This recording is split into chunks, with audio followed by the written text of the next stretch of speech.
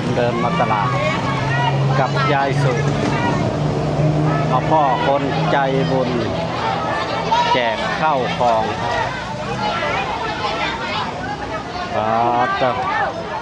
ผมก็เคยเห็นครั้งแรกคนไทยใจบุญแจกข้าวของพี่น้องเปิดคลิปมากก็มาพบมาพ่อกับซ่องมนต์วันนาคือเก่าพี่น้องตอนนี้ก็เปิดคลิปอยู่ที่ถนนเอกชัยก่อนจะไปเดินตลาดพี่น้องกับยาชุคือเก่าสบายดีสวัสดีพี่น้อง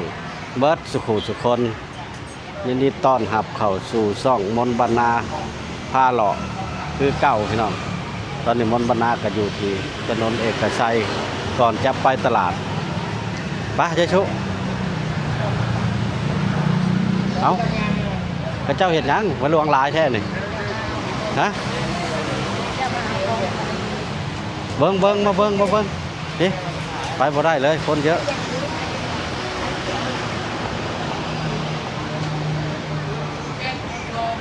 คนเยอะมาก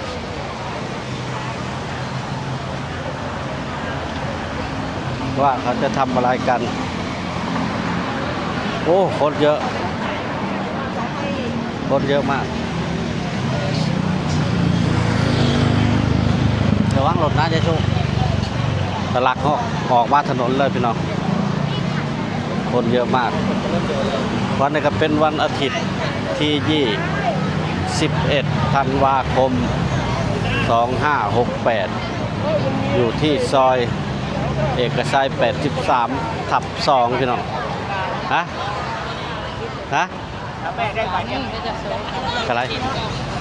อะไรคนเยอะมากเขาจะทำอะไรกันเนาะนี่อยู่ที่เอกชัย 83/2 พี่น้องรถก็เยอะคนก็เยอะ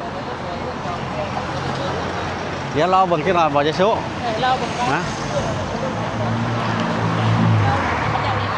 ขอบมาพี่ฮะแจกข้าวอ๋อก็จะแจกข้าวมาพี่จะชุมันหมดไปแล้วอ๋อจับบัตรคิวเหรอใช่อ๋อจับบัตรคิวอ๋อจับบัตรคิวแจกข้าว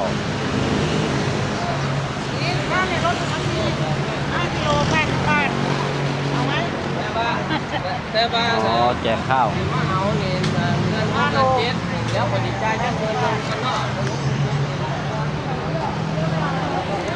อ๋อผลมีการแจกข้าว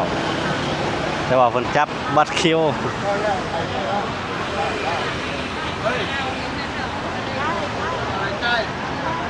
มานี่ยายชุอ๋อผลแจกเข่าเนาะยายชุเนาะนี่ข้างล่างข้าวนี่เอกชัย83/2เปิดแจกเข่าพี่น้องแต่ว่า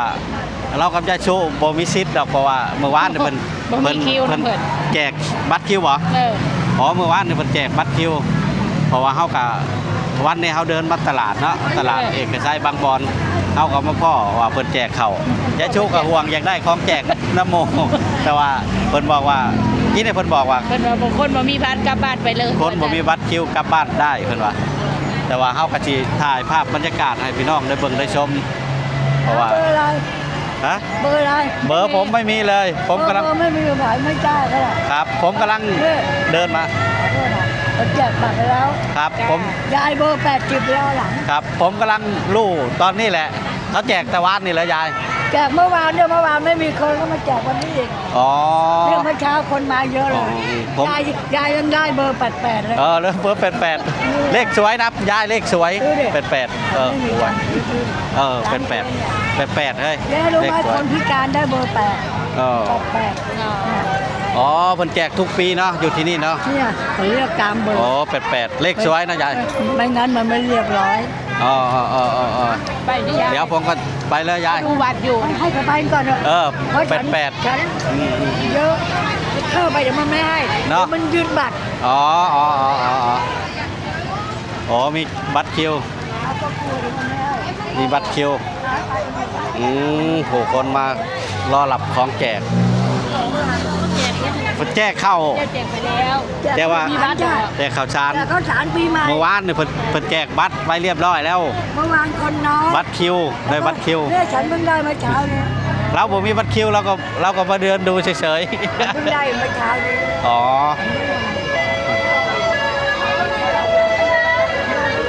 เด็กกระชาย83/1พี่น้อง ไว้กันว่าพ่อฟ้าตลาดแล้วก็พ่อมาพ่อคือกัน พอจิล้อเบิ่งก็จะแจกว่าจะเป็นอะไรเบิ่งก่อน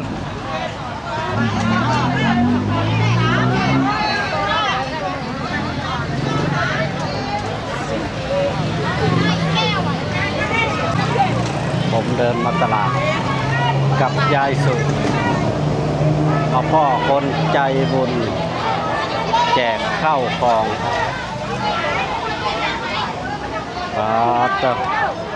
ผมก็เคยเห็นครั้งแรกคนไทยใจบุญแจกข้าวของ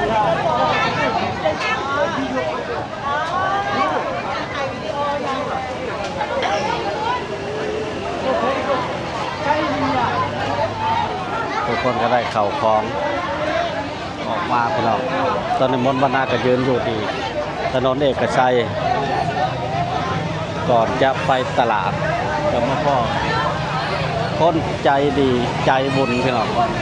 แจกข้าวของ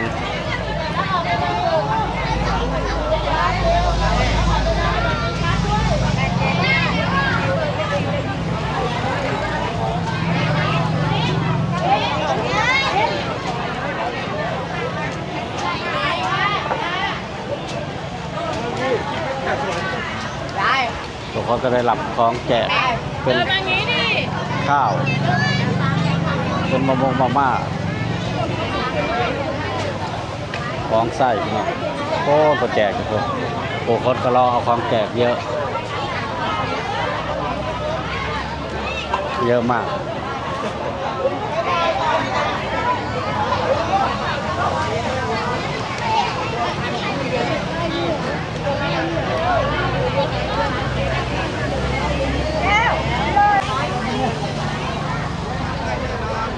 พาพี่น้องมาเบิ่งการหลับสิ่งของพี่น้อง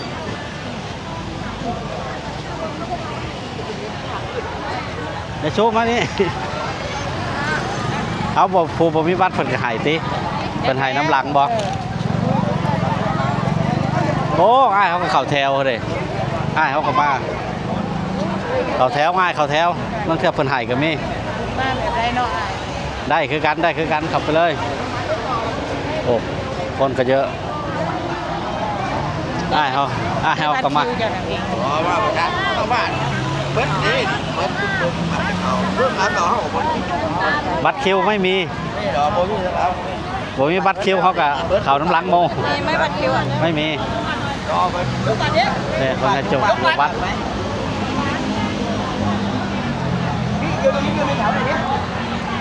ตามบัตรคิวพี่น้อง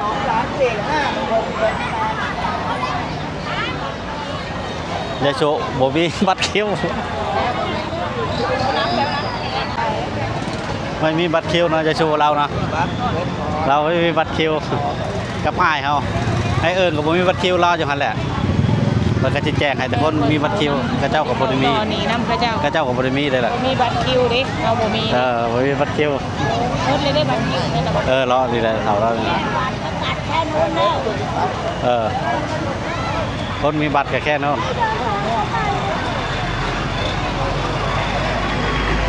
คนใจบุญพี่น้องแจกข้าวของแจกเงินด้วยแจกอาหารแต่ว่ายายชูไม่ได้มาจับบัตรคิวนำเขาก็แต่ขานี่รอเราต่อจะเลยแหละหมดแล้ว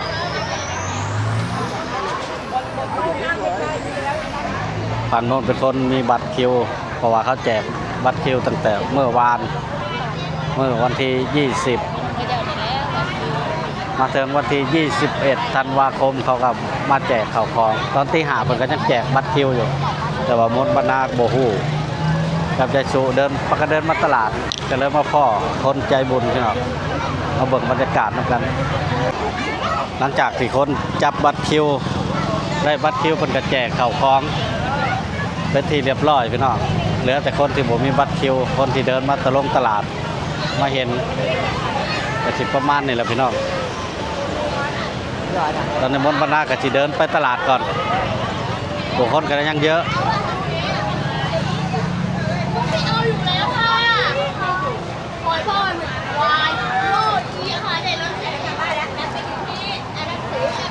ตอนนี้ก็เดิน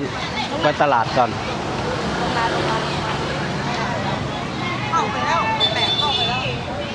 มาถึงหนึ่งเขาก็จะได้ขอจบคลิปไปก่อนพี่น้อง